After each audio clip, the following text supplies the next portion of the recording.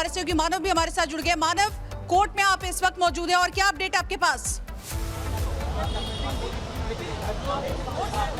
देखिए, जब कोर्ट ने अपना आदेश सुनाया और जब 13 तारीख को जब दोषी करार दिया गया था, उस समय हमने देखा था किस तरीके से ताहिर हुसैन फुट कर रोया। लेकिन आज जब ये सजा का ऐलान जब किया गया तो ताहिर हुसैन के साथ साथ जो बाकी 4 दोषी हैं वो भी कोर्ट में मौजूद थे। और जैसा कि होता है कि दोषियों के सामने ही उनकी सजा का ऐलान होता है, तो सजा का ऐलान यहाँ पर किया गया। लेकिन जो पुलिस की तरफ से और परिवार की तरफ से मांग की गई थी कि फांसी की सजा दी जाए, तो कोर्ट ने माना कि फांसी की सजा का प्रावधान यहाँ पर जरूर है, लेकिन जो कैपिटल पनिशमेंट है वो यहाँ पर उनको दी जा रही है। और ऐसे में ताहिर हुसैन और जो बाकी 4 दोषी हैं उन 5 को ही यहाँ पर उम्र कैद की सजा दी गई है। जो दलीलें पेश की गई, उन दलीलों का जिक्र बाकायदा अपने आदेश में कोर्ट ने किया है। दलील एक ये भी थी कि जो परिवार है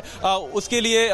इन 4 का बाहर रहना या कम सजा का प्रावधान किया जाए, ऐसी अपील भी की गई। तो कोर्ट ने कहा कि आप अपील कर सकते हैं, ये आपका हक है, लेकिन जो अपराध हुआ है और उस अपराध से समाज में जो संदेश गया है वो कहीं ना कहीं अपने साथ एक तरीके से देखें तो ये घटना अपने आप में झकझोर देने वाली है। हमारे सहयोगी जतिन हमारे साथ जुड़े हुए हैं और जतिन ने भी वो दिल्ली दंगा कवर किया है। जतिन, कैसे देखते हैं इस पूरे मामले को कि 5 दोषियों को, खासतौर से ताहिर हुसैन पर टिप्पणी कोर्ट ने ये की अपने आदेश में कि ताहिर हुसैन ने न सिर्फ अपराध किया बल्कि अपराध जब हुआ तब उस मोव को, उस भीड़ को एक तरीके से लीड करते हुए दिखाई दे रहे थे। जतिन,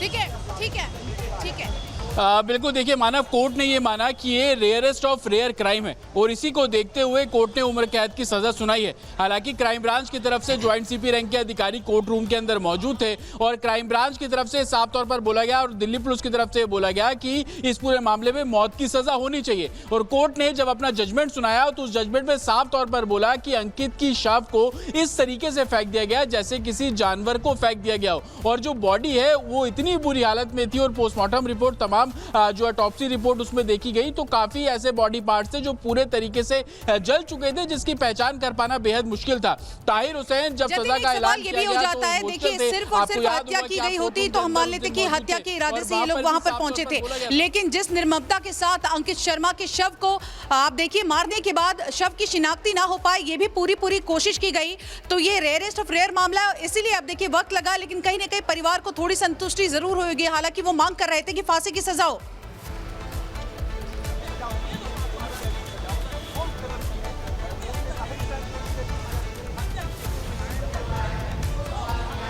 जतिन, बिल्कुल, देखिए क्योंकि इस पूरे मामले में लगातार से दिल्ली क्राइम ब्रांच का यही रुख था। दिल्ली क्राइम ब्रांच कड़ी सजा चाह रही थी और कोर्ट में भी आज जब दिल्ली क्राइम ब्रांच की तरफ से दलीलें दी गई उसमें साफ तौर पर यही बोला गया था कि फांसी की सजा, मौत की सजा जो है वो इन सभी आरोपियों को दी जानी चाहिए। और जिस तरीके से मैं आपको कोर्ट का जजमेंट भी बता रहा था, आपको याद होगा कि 2020 में जब हिंसा हुई थी उस समय भी कैसे ताहिर हुसैन के ऊपर पूरी कॉन्स्पिरेसी के तमाम एलिगेशन और सबूत कोर्ट के अंदर रखे गए थे। कोर्ट में बाकायदा दिल्ली क्राइम ब्रांच ने जो चार्जशीट दायर की थी उसमें साफ तौर पर बताया गया कि ताहिर हुसैन को इस पूरे मामले के बारे में जानकारी थी, उन्होंने ही षड्यंत्र के जरिए लोगों को वहां पर इकट्ठा किया। आईबी ऑफिसर अंकित को टारगेट किया गया, टारगेट करने के बाद पहले अपहरण किया गया, अपहरण करके हत्या की गई और हत्या करने के बाद ताहिर हुसैन के घर से महज 50 मीटर दूरी वो गंदा नाला है जहां पर ताहिर हुसैन के कहने पर जो दूसरे लड़के थे उन लोगों ने उस शव को फेंका और उसके बाद वहां से फरार हो जाते हैं। हालांकि इस पूरे मामले में 11 लोगों की गिरफ्तारी दिल्ली क्राइम ब्रांच के द्वारा की गई थी। हालांकि ताहिर हुसैन के बारे में जब आप समझेंगे, जब उस समय हिंसा हुई थी तो घर के अंदर पेट्रोल बम पुलिस को बरामद हुए थे।